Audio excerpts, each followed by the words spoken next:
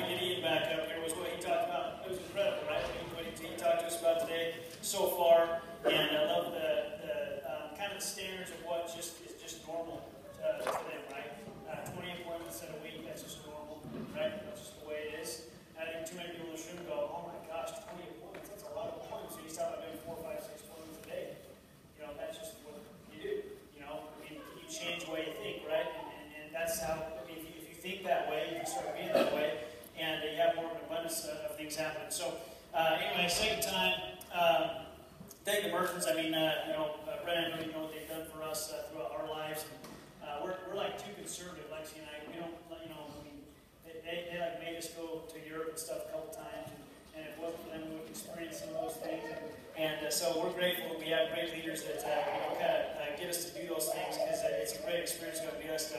But I know that there's been some talk today about some people are frustrated right now, and I'll tell you this: if you're not frustrated right now, I would be really concerned. The reason you're frustrated, if you're frustrated, is because you're a champion, and you know you're supposed to do more, and that's a good thing. Okay, that's not a bad thing if you feel that way. That's what drives me. I'm always frustrated because I know I can be better and I can do more. It's what drives me. And I say, I don't want to feel that way anymore. Well, that's how we grow. You don't grow if you're comfortable. So if you're not very frustrated that you're not winning more, then I think you need to do a checkup on yourself, and you need to find ways to get to that point. And then you need to control that frustration. Okay. You can't take that frustration out on your team. You got to be positive and excited and move them. You got to be excited about the frustration, not excited you have the opportunity to do something about it, not frustrated because maybe you aren't where you want to be yet. Okay? But I just want to talk to you about some daily disciplines for success. In order to make any of this stuff work, you have to be really, really, really hungry. Really hungry. Ian and Jessica were really, really hungry. That's why they were able to go out and recruit 10 directs a month for 4 months. And a lot of you guys go, man, that's awesome. I'm going to go do this. Well, you're not going to go do it unless you're really hungry. You really want to do something special. You really want, and you're really maybe sick and tired of where you're at right now, and you really want to change. It's just not going to happen. We can give you all the how-tos and everything, but if you don't really want to make it happen, it's not going to happen, okay? So don't mean to burst anybody's bubble, but you need to get to that point. So anyway, so what do you got to do daily? Number one, you got to make sure you keep a long-term mindset. You've got to have a sense of urgency too. All right, so you've got to be patiently impatient in this business. Always be, building for the long term, building relationships with people for the long term. Don't cut corners, but at the same time, you want to get results now. You want to get recruits now. You want to close sales now. You want to do that.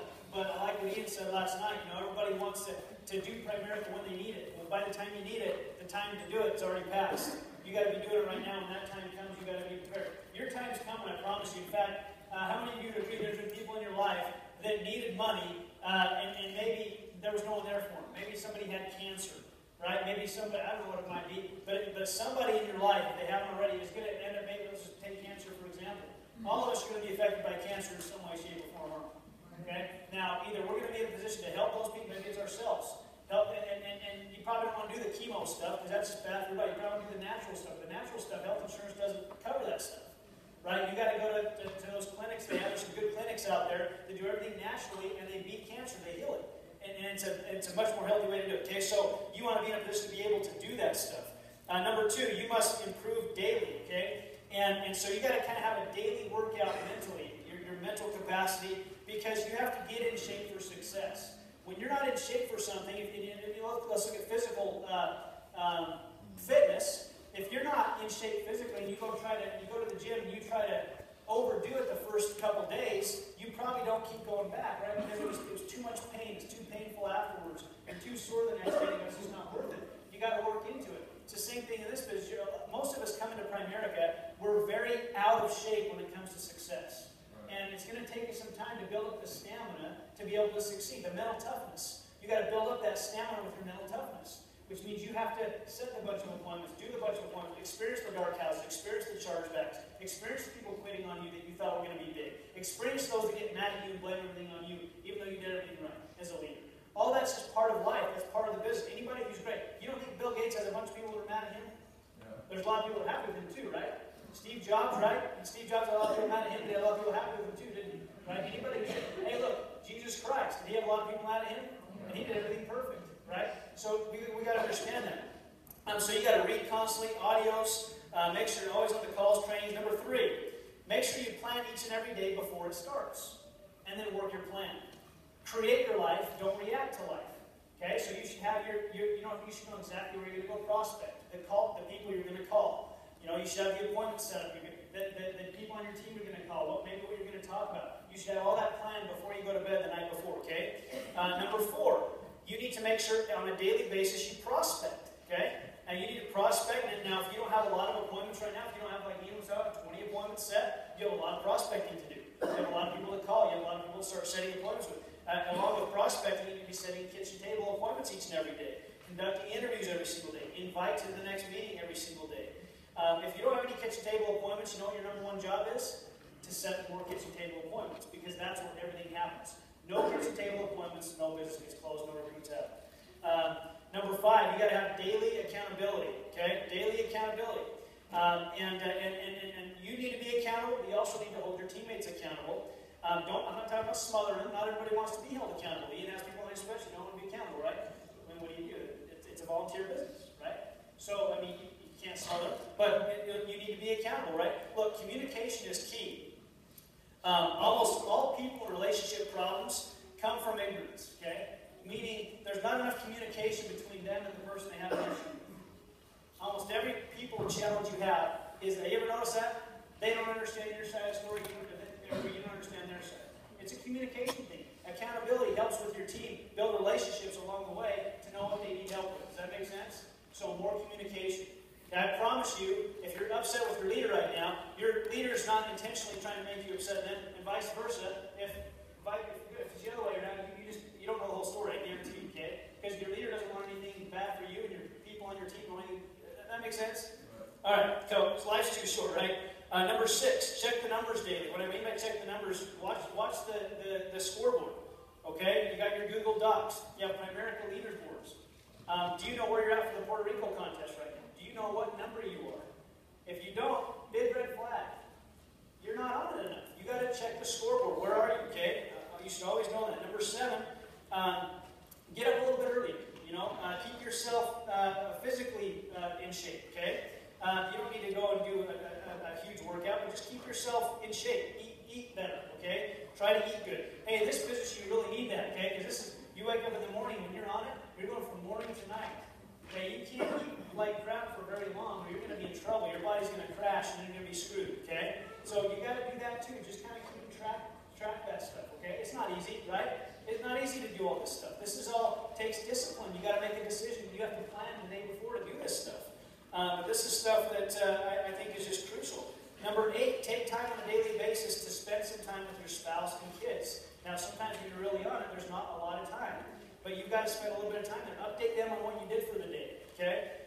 Remind them of the goals and the vision you have as a family. And make sure that they understand that you're away from them, not because you want to be, but because you want to be with them more, okay? Make sure that they know that they're clear every single day.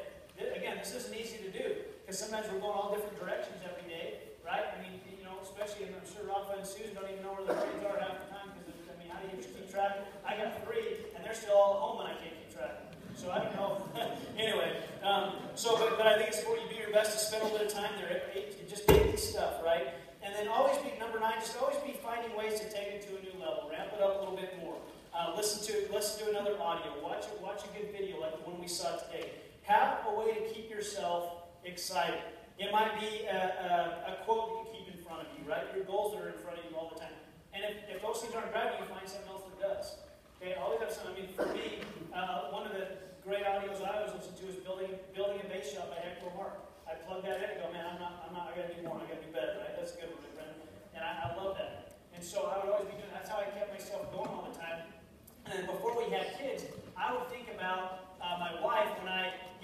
asking her to marry me, and I just thinking, because I've known Lexi for a long time when she was, when we were kids and stuff, and I would just think of like her, and if she was my daughter, how I would want her to be taken care of. And I would always think about that would drive me. I go, there's no way I'm going to let her down. I just think about her, right? It's before we had kids. And then when we started having kids, I think to myself, man, I want to provide a great life for my kids like my parents did for me, and I'll work 24/7 if I've got her to do that. And you all want to do that too, right? But you can't let yourself forget those things when you get hit in the gut.